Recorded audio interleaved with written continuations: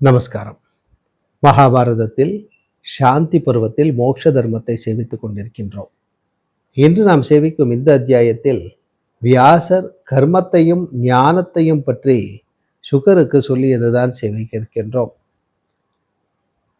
சுகாச்சாரியர் வியாசரை பார்த்து கர்மாவை செய் என்றும்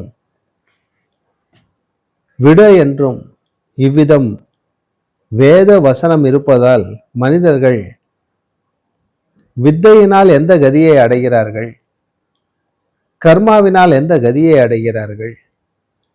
இதை கேட்க விரும்புகின்றேன். இதை நீர் எனக்கு விரிவாக சொல்ல வேண்டும்.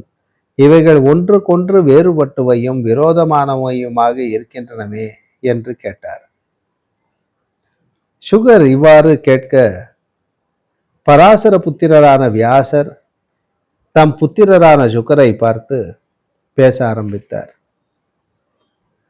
முறையே அழிவதும் அழியாததுமான இந்த கர்ம மார்க்கத்தையும் ஞான மார்க்கத்தையும் விரித்து சொல்கிறேன். வித்தையினால் மனிதர்கள் எந்த கதியை அடைகின்றார்கள், கர்மாவினால் எந்த கதியை அடைகின்றார்கள் என்கிற இரண்டினுடைய வித்தியாசமானது அறிதற்கு அருமையானது. ஆகையால் மனத்தை சாவதானம் செய்து கொண்டு கேட்க கடவாய். ஆனால் தர்மம் இருக்கிறதென்று சொல்லிவிட்டு இந்த தர்ம விஷயத்திலேயே இல்லை என்று சொல்லுகிறவனுடைய பட்சத்திற்கு சமமான என்னுடைய வாக்கியம் தோன்றும். பிரவர்த்தி ரூபமான தர்மம் ஒன்று, நிவர்த்தி ரூபமானதொன்று என வேதங்கள் நிலை பெறுவதற்கு காரணமான இரண்டு மார்க்கங்கள் உண்டு. பிராணியானது கர்மாவினால் பந்தத்தை அடைகிறது, ஞானத்தினாலோ விடுபடுகிறது. ஆகையால் சம்சாரத்தின் கரையை கண்டவர்களான யதிகள் கர்மாவை செய்வதில்லை. கர்மாவினால் மனிதன் மரித்து மறுபடியும் 16 குணங்களுள்ள சரீரத்தை அடைகின்றான். வித்தையினால் விகாரமற்றவனும் நாசமற்றவனுமாகி நித்தியமான பிரம்மமாகிறான். சில மனிதர்கள் அல்ப புத்தியினால் கர்மாவை சிலாகிக்கிறார்கள். அதனால் அவர்கள் அநேகர்களை சந்தோஷப்படுத்தி கொண்டு வழிபடுகிறார்கள்.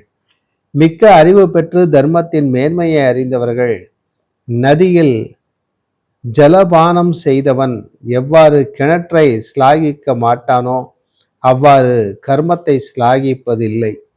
மனிதன் சுகதுக்கங்களையும் ஜனன மரணங்களையும் கர்மாவிற்கு பலனாக அடைகின்றான்.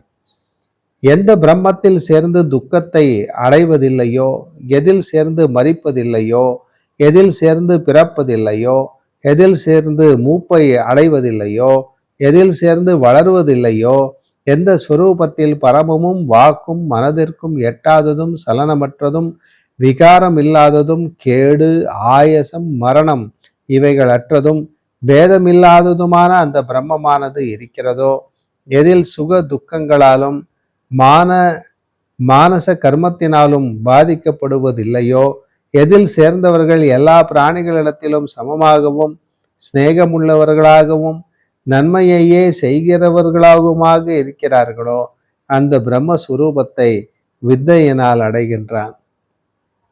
குழந்தாய், வித்யாமயமான புருஷன் வேறு, கர்மமயமான புருஷன் வேறு. நித்தியனும் ஞானம் என்னும் குணத்தையே உருவமாக கொண்டவனுமான அந்த வித்யாமயமான புருஷனை அமாவாசையில் சூக்ஷ்மமான ஒரு கலையுடன் இருக்கும் சக்தி என்று தெரிந்து கொள்.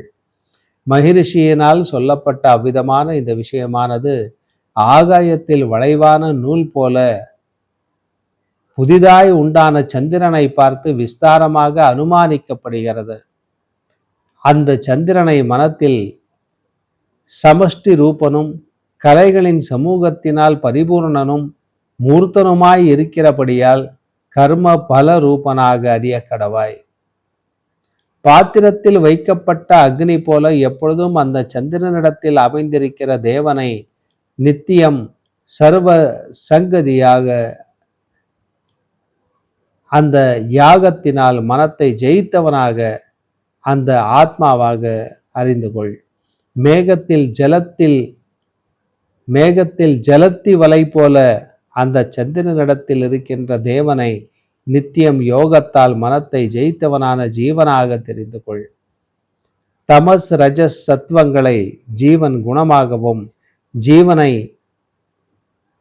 பிரத்யாகாத்மாவின் அந்த ஆத்மாவின் குணமாகவும், பிரத்யேகாத்மாவை பரமாத்மாவின் குணமாகவும் அறிய கடவாய்.